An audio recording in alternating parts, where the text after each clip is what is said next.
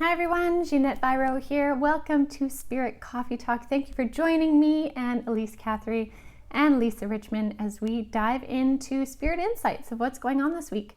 And so this week we played with some cards. Spirit suggested that we bring out the oracle cards and bring through some messages, which really coincided with what we were getting intuitively and mediumistically anyways.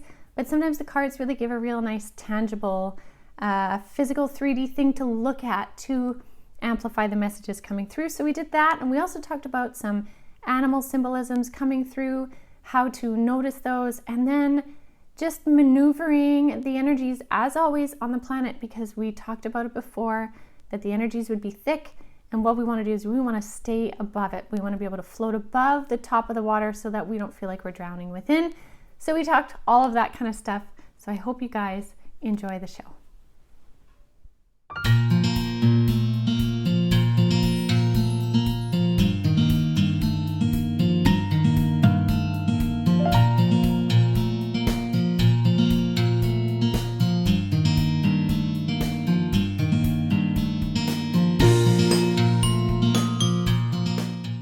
And welcome everyone to Spirit Coffee Talk. I am Ginette and with me is Elyse Catherine and Lisa Richmond. We are the mediums and channelers and intuitives of Avalon Spirit.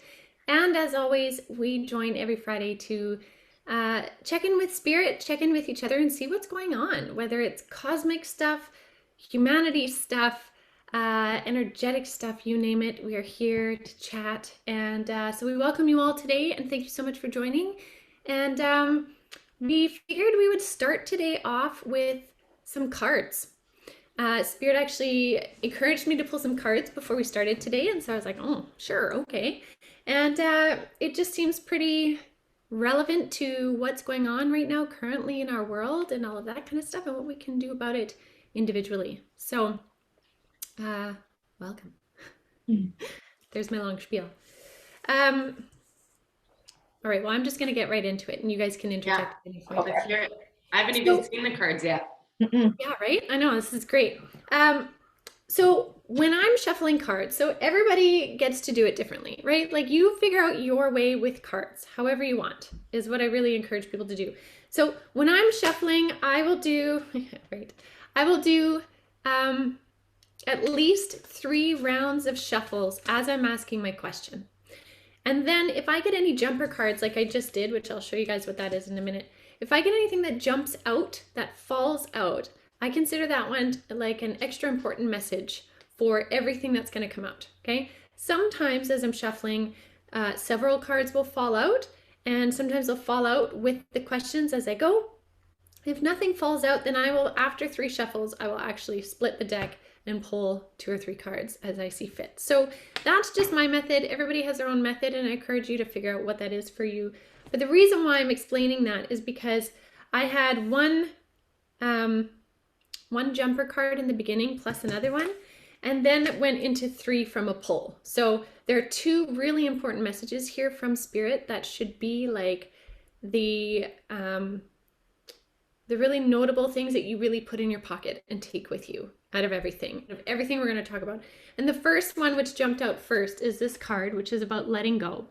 And this is really about like letting go of the things that are not serving you right now. Letting go of the need to hold up to standards that either don't apply, worries and stressors that are not helping you. Letting go of things you can't control, or anxieties is a big one that they're telling me right now as I'm talking. Anxieties in terms of like trying to figure out what's coming next, right? That what if thinking, that worry thinking, that future thinking that pulls us away from present moment. They're saying let go. Be like that leaf in the little river. And as you can see, this is quite a fall time sort of scene, which really, like, imagine yourself being the leaf and just meander down the river right now and really focus on your stuff. Because then when I went into the pull, I got the first card that came out was the frog, which seems to be really jumping out at me literally the last while. And this frog card is all about like cleaning house, releasing emotional baggage.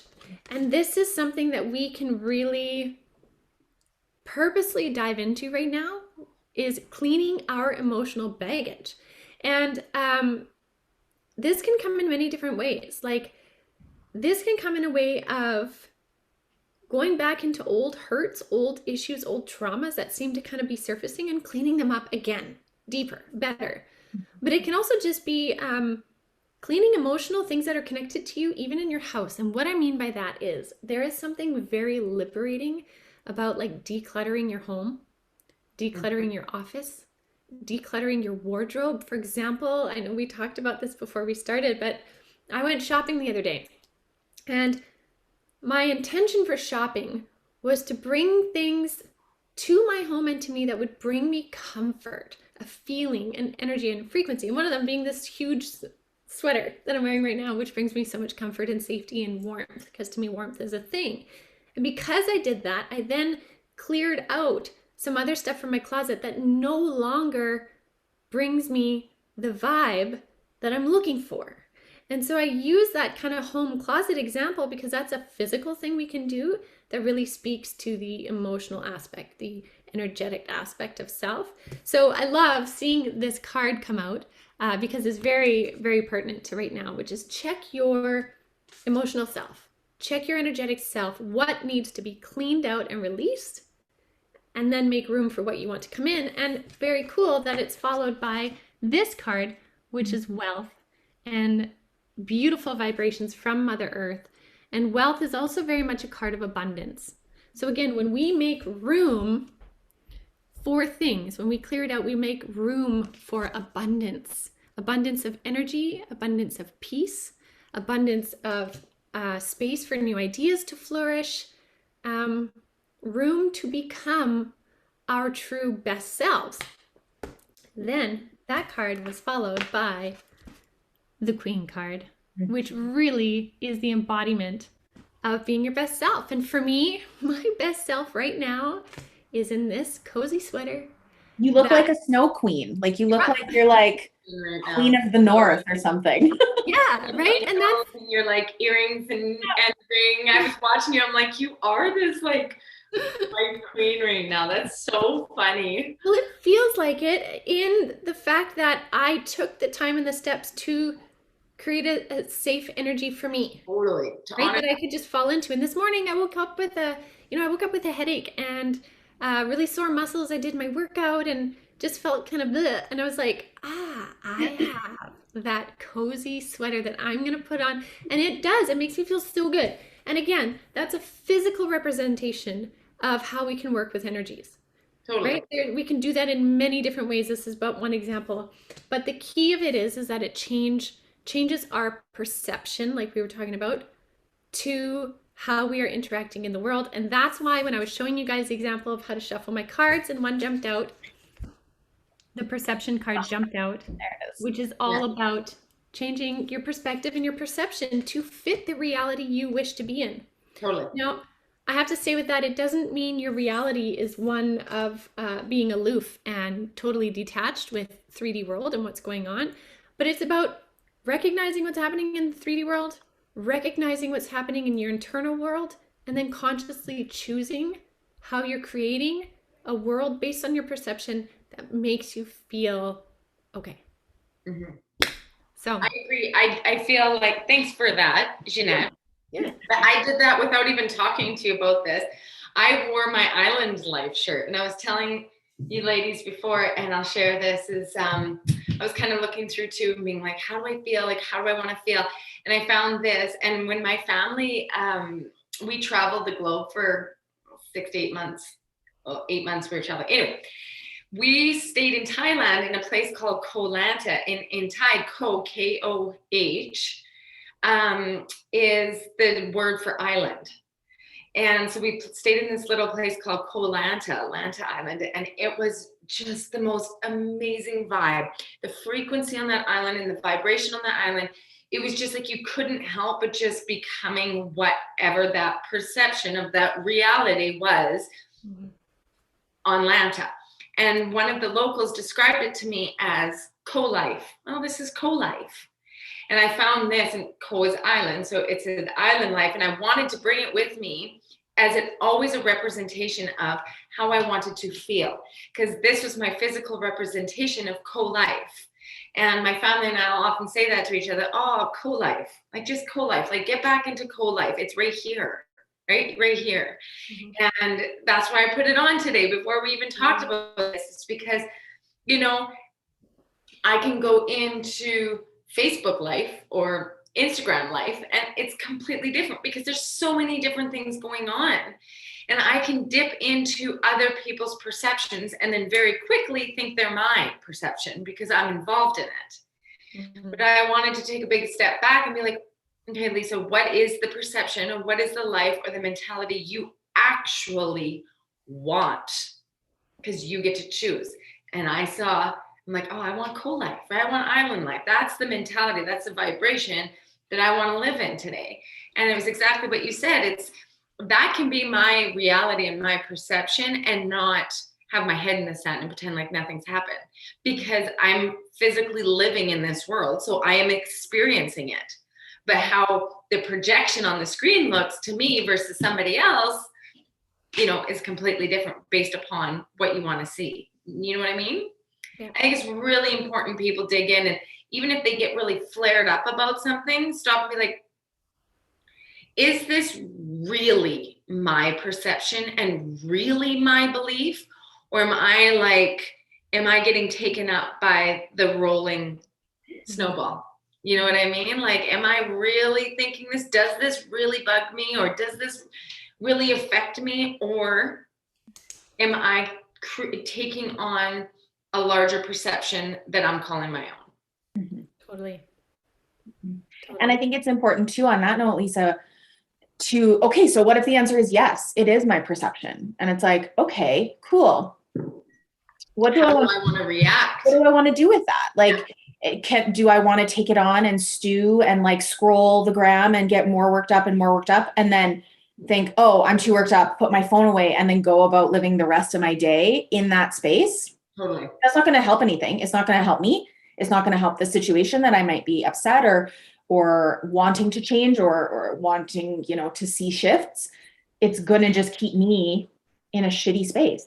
It's going to bring me down. And then how do I show up in the rest of my life? Well, probably in a lower way, in a way that's not going to serve me like in any way, shape or form. And I think when we're talking about it really, I feel like a lot of this just comes down to your intention behind what you want and what you want to do. So like, even when we're, you know, talking about shopping, it's like, yeah, a lot of people reference that as like, it's a coping mechanism, and it can sometimes border in that unhealthy realm. If you're just like, you know, mindlessly buying things online whenever you feel a negative, quote unquote, emotion. What if you know, as you two were talking about, like, I just wanted to go out and nourish myself and do something that felt good and, you know, really create a little space to like feel held and feel like my best self. And then when I came home, rather than hoarding more and more and more things, I let go of a few things because those things don't actually bring that up for me. So that's good. Okay. And then maybe I donate it and somebody else can use it. And so then I'm perpetuating that cycle, and I can have gratitude for what it gave me and what it's going to give for somebody else. And then like, you can create a completely different energy around the exact same action of buying a new shirt or whatever that is for you. It can be a numbing mechanism that disconnects you from yourself and life, or it can be something that has this ripple effect for you, the people in your life, and people that you might not even know. And I think that's how we want to keep our heads on straight. That's how we move forward. And then make change when you need to make change. Like you said, with the intention behind it too, the intention behind every single thing that you mentioned. If you have the intention of self-care or having really nurturing yourself, or like whatever perception that you want to bring forward, you can be in any situation and choose your perception and live within it. And then the ripple effect, like you said, outside, how then everything else is perceived, is felt. And then, yeah, I don't know, it just keeps going and going and going. Mm-hmm. And like, okay, we said before, a couple of weeks ago, you know, stay above it, keep your vibrations high. Well, in Canada, I don't know if people are watching this outside of Canada, there's different places in Canada where there's different things that come through, and people are in like a major division in this, and it is coming up and it's flaring up. But then I look at it and I realized for the first time last week, I got swept into it. I got taken in deep into the rapids.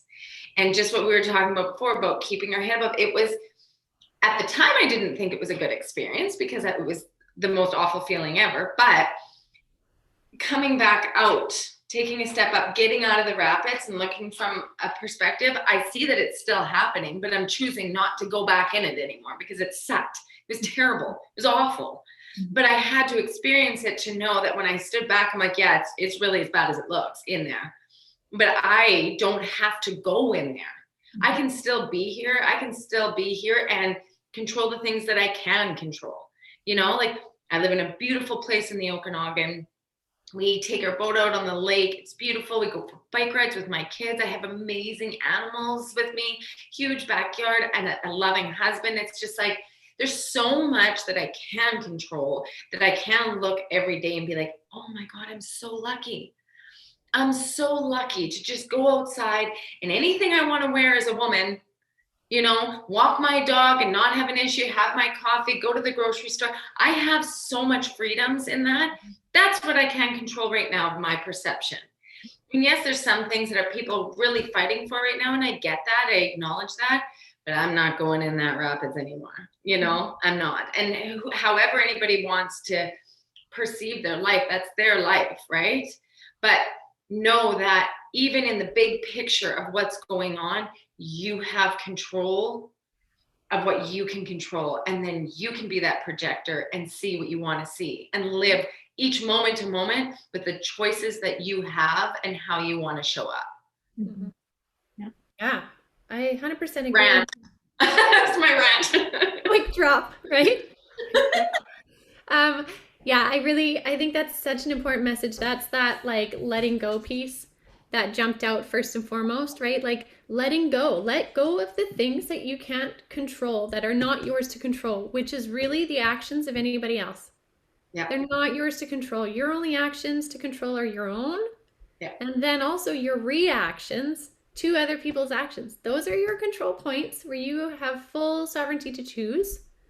But anything beyond that, you're just, and I've been there. I'm not saying this from some hoity-toity position. I have been there where I have wanted to control someone else's actions. I have wanted them to do this or see this because I see this, therefore they should. And it doesn't get anywhere. It creates strife because it comes back to their perspective and their perception versus mine. And I think if we really could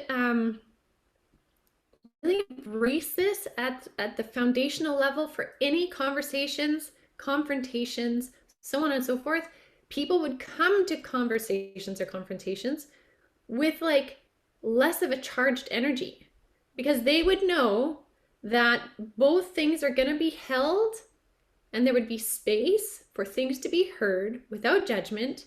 And then we would probably be able to come together and create better solutions, really. No doubt. More harmonized solutions and even more understanding for reasons why actions are happening in the first place, right? Like when you're not sitting there wanting to defend, then you're open to hearing why they're really doing, saying, expressing what they're expressing. And you may even change your own mind. And even if it's like hearing and acknowledging perceptions and beliefs is different than going hard at each other behind a keyboard with hatred and fear on either side. Mm-hmm. It's like, for what good? There's no greater good in this. There isn't a greater good in this. Mm-hmm. And I'm not saying don't have your beliefs. And I'm not saying don't have your perceptions and stand behind what you believe. That's not what I'm saying at all. Mm-hmm. But there is no, like, if you really think for the greater good, really attacking one another behind a keyboard is not for the greater good. Yeah. It's not. Well, and I think too, there's this idea that like, the more I push either side of any belief, whether it's like climate change, COVID, and anything, this applies to like literally anything. When I'm pushing on somebody, the initial reaction of that other person is to push back because they feel they're going to be pushed over. So it's like this continual like back and forth. Whereas if we, you know, again, and like you said, Lisa, you can have different beliefs. You can be like, I wholeheartedly believe that X is right and Y is wrong. That is my belief. Cool. If you enter into conversation with somebody about that, when has there been a time, and you know, maybe it's happened sometimes, but for me, it's not a commonality that if I come into a conversation trying to convince and push my opinion and tell people that they're wrong and tell people what they believe is wrong and they don't come to my side. They don't be like, oh, you're right. Okay, thanks. Yeah. You know, Good point. it creates more division. It creates, even if, and John and I have had this conversation where, you know, we'll get in an argument and on both of our sides, I'll say, we'll be, you know, disagreeing about something. And I'm like, there's a part of me that I'm like, oh, he's right, but I'm not going to admit it because I just want to push back. I just want to, and it's just our human, like that's our ego, right? And our human nature. We want to keep ourselves safe. And it's not inherently wrong, but it's like, if we can start to step back and realize like, hey, that's not going to get anywhere. Why have that argument if I'm going to go back, you know, a little bit later when cooler heads prevail and say, actually, John, I know you're right. And you were right all along. I just wanted to push back. Like, you could have saved yourself the time and energy. And so that's kind of like a silly flippant example, but we see that playing out, and it's just creating more and more and more and more of a cycle of pushing against each other. And the reality is that we all have different perceptions because we've all had different experiences. We have different traumas, we have different childhoods, we have different experiences. And so when we start making people wrong because of those things, it gets tricky. Is there, you know, are there people that because of those biases and those perceptions could benefit, or humanity could benefit from them shifting their beliefs? Absolutely, that could be the case. But to tell them your belief is wrong and not even hear why that belief is there. And I've been guilty of this too. I'm not saying I'm above it because I've done it for sure. This is right, you're wrong. But when we don't give people the opportunity to be heard in those perceptions and understand, like, this is why I believe this, because I was raised to believe this. Does that make it right? No, but you certainly can learn from a different place and grow from a different place when everybody isn't just being told that they're wrong. It's the growth and the learning and the shifting in humanity and the more positive impacts to maybe really harmful belief systems come when there's learning and growth and space for people to be heard and then take on new perceptions. I don't know many people when they're just told you need to do this are like, oh, okay. Yeah. If it's wholeheartedly against something they believe. So yeah, that was a rant also. I don't even know where I started on that. That's great. So as you guys were talking, Spirit was like, pull another round. And so I was like, oh, okay, sure. And so outcome, so if you'll remember, I'd pulled the Queen before, right? Which was the feminine self. And then I pulled the King card. Mm-hmm. And anytime you have the King and Queen card coming in together, we're talking divine masculine and divine feminine. And so these being both within this reading is like, this is coming from the divine union of wholeness. This is coming from the highest energy, not one versus the other, because there's a lot of people that talk about the divine feminine right now being the place of ascension and all this, but this is like wholeness. This is yin yang, light, dark, sun, moon, all of the things. And the next one that came out was the Wasp, and the Wasp is about like anger, jealousy, retaliation, being the energy that we're in right now. But then jumps out birth and rebirth again. So this was this idea that, like, and I had talked about this with somebody else the other day, how what's happening right now is we are having this like overcorrection of things, kind of like a pendulum swing. Things are so far one way, and now there's like an attempted overcorrection in the other way, right? Like it's polarizing many different sides to overly correct with the same frequency energies to then come back to a harmonized balance. So sometimes things need to overcorrect to come back to what's actually harmonized in the middle, which I really feel is kind of what this birth rebirth card is about. And that if we can maybe view it that way a little bit, then we won't get so caught up in the wildness that is planet Earth right now in every level, every country, all these different things. Everything is heightened and wild, but it's allowing room eventually for rebirth. And if we can focus on that, then we can see that as our end game and not maybe get so whirled in the rapids of what's happening right now. Mm-hmm. Mm-hmm. Anyways, and funny little story too. So I keep pulling this wasp card, and I've been pulling it for at least the last month, maybe 2 months. And my guides keep saying, they're like, really keep an eye out for animal symbolisms in your world. I'm like, okay. And I have different animal symbolisms that come through all the time. And I was reminded again last night through a hawk symbolism to pay attention to symbolisms, right? And it's funny that this wasp card comes out really representing what's happening outside and how it's infiltrating in, because I literally, behind this wall right here, like right in here, have a wasp's nest that has been getting into my office. And like yesterday, I had 11 wasps in here. And so it's like symbolic of how these energies are like permeating into our safe spaces right now, unless we take the actions to create our safe personal environment, right? So for me, that's, plugging some holes out there and so on and so forth. But like, that's representative of the things we're talking about right now. Like, change your environment so that those things can't get in. And like you're saying, social media is one of them. If it's too much, then stay off it a little bit, taking that power back to create those internal environments that are safe and comfortable. It's interesting that we're talking about wasps. So the other day, I was just having this, I've been really working on my relationship with spiders because they're everywhere around my home, and I can't sit outside without 17 of them hanging out in their webs like near my head.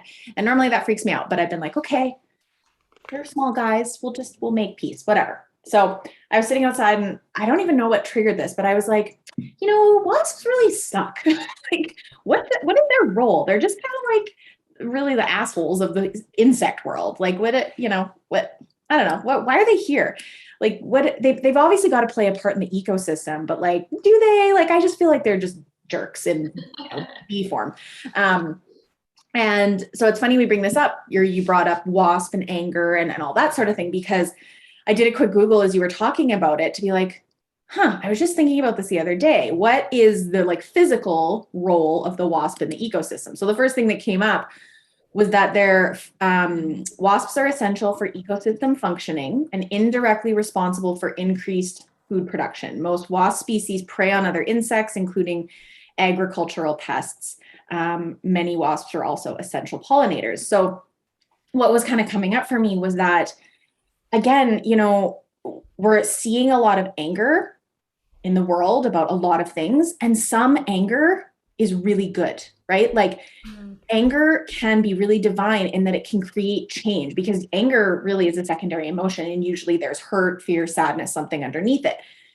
So anger in and of itself can be a great catalyst for change, right? We see injustice in the world and we're like, I'm not okay with that. That is wrong. And there's an anger that can come with it that can facilitate a change.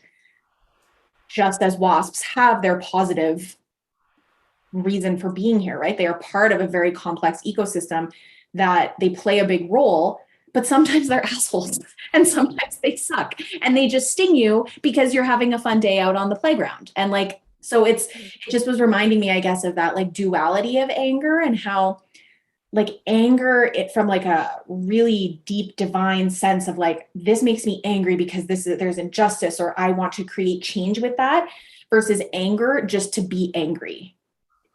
Doesn't serve. It's the wasp on the playground that just stings you because it's angry, versus the wasp that protects our crops because it's eating little bugs or it's helping to pollinate things. There's such a duality with it, and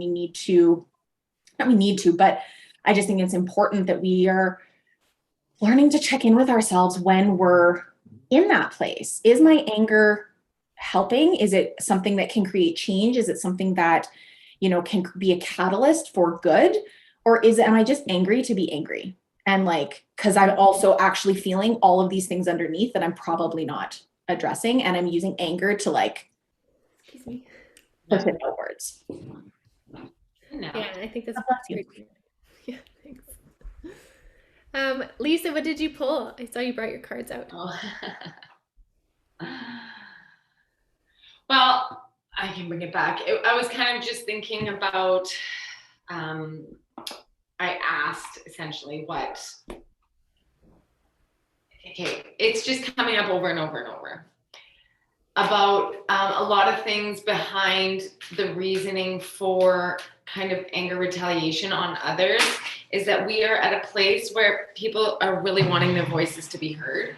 And especially if we kind of have this underlying, I'm not going to say issue, but maybe like underlying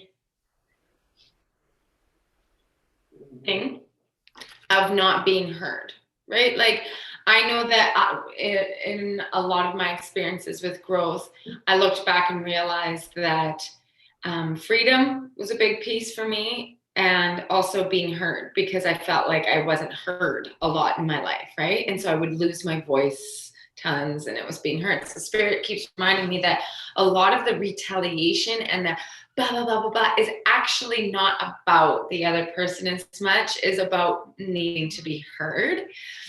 And so if we feel like we have this like super big anger inside where we're really wanting to like get our point across, it's like we really want to be heard. Or if we're like finding that we have a tendency to say to our kids or to other people, like, why won't you just listen to me? Just listen.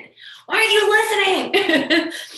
It's probably because we really want to be heard, right? And so we can go in and maybe even do some like cool little things that we can do for ourselves, things that we can control about being heard. And that can be like, Ginette, you were telling me about this like cool activity that people can do where you can even like record yourself, and you can record yourself, and this doesn't have to be seen by anybody, right? Ever. Yeah. But if you record yourself yelling about something, or like saying your point, or like, you know, over and over and over, maybe crying, or maybe yelling, or maybe screaming, or just talking, or whatever it is about your point, and like articulating it and getting mad and screaming and whatever, and then play it back. And like, I know that we might have a bit of a, because we don't want to see ourselves, but don't have anybody else around. Like, who cares if nobody else to hear this? And it might be uncomfortable at the beginning, but just listen to yourself, because essentially that's all you really want. You really want to be heard.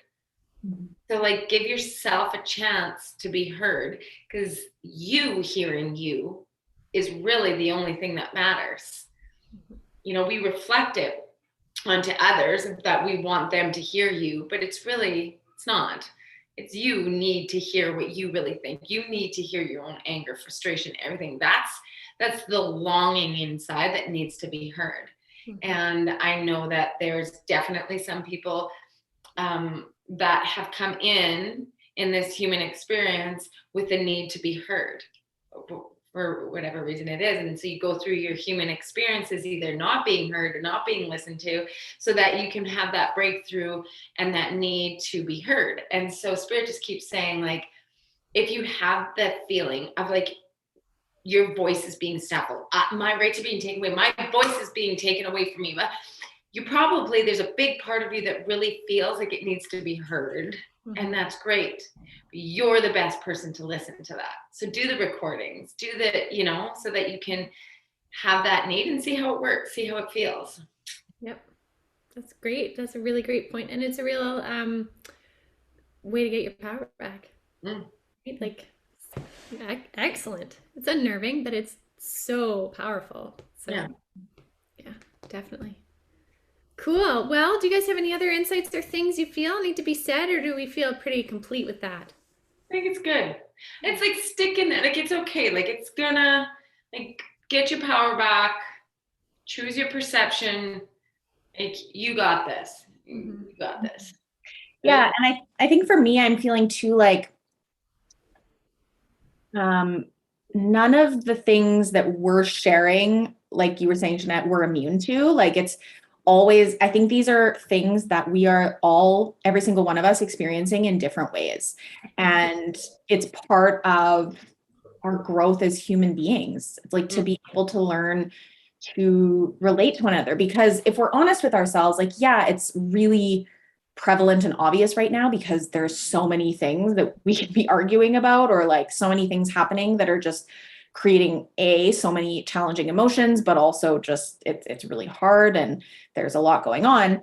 But this is something that, you know, I think people have experienced for a long time. And we're just really seeing it come to the surface. And I was using the analogy, I was having a conversation the other day and someone was just feeling really like, it just feels really hopeless. Like everything is falling apart. And I was like, yeah, everything is falling apart, but maybe it needs to. Maybe that's exactly what needs to happen. You know, if you were to buy a beautiful property with an old house that was full of mold, are you going to, and it's rotten and it's dangerous and it's, you know, not going to be a safe place for you? Are you going to pick it apart board by board and hope that, you know, in forever it becomes new and safe, that it doesn't get, you know, taken over by mold, or, you know, like new pieces of it don't get taken over by mold? Or are you going to just demolish the whole thing, make a huge ass mess, have it be really hard, scary, nerve-wracking, maybe expensive, and then start from scratch? Like, what makes more sense? So I think a lot of the things that we're experiencing have been the mold that's been growing for a long time.